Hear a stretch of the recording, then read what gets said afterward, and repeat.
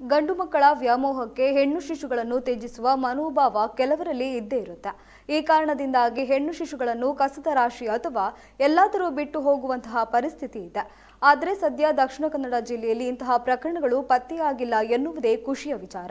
ಹೆಣ್ಣು ಶಿಶುಗಳ ಬಗ್ಗೆ ವಿವಿಧ ನೆಪಗಳನ್ನಿಟ್ಟುಕೊಂಡು ಹೆಣ್ಣು ಶಿಶುಗಳನ್ನು ತ್ಯಜಿಸುವ ನಿರ್ಧಾರಕ್ಕೆ ಕೆಲವು ಪೋಷಕರು ಬರ್ತಾರೆ. ಈ ಕಾರಣದಿಂದ ಪೊದೆಗಳಲ್ಲಿ ಪಾಳು ಪ್ರದೇಶದಲ್ಲಿ ನವಜಾತ ಹೆಣ್ಣು ಶಿಶುಗಳು ಪತ್ತೆಯಾಗ್ತಿರ್ತದೆ. ಆದರೆ ದಕ್ಷಿಣ ಕನ್ನಡ ಜಿಲ್ಲೆಯಲ್ಲಿ ಇಂತಹ ಪ್ರಕರಣಗಳು ಇತ್ತೀಚಿನ ವರ್ಷಗಳಲ್ಲಿ ವರದಿಯಾಗಿಲ್ಲ. ಒಟ್ಟಿನಲ್ಲಿ ಹೆಣ್ಣು ಶಿಶುಗಳ ಬಗ್ಗೆ ನಿರ್ಲಕ್ಷ್ಯ, ಎಲ್ಲಾದರೂ ಬಿಸಾಡಿ ಹೋಗುವಂತಹ ಕ್ರೂರ ಮನಸ್ಥಿತಿ ಜಿಲ್ಲೆಯಲ್ಲಿ ಇಲ್ಲವೆಂದೇ ಹೇಳಬಹುದಾಗಿದೆ.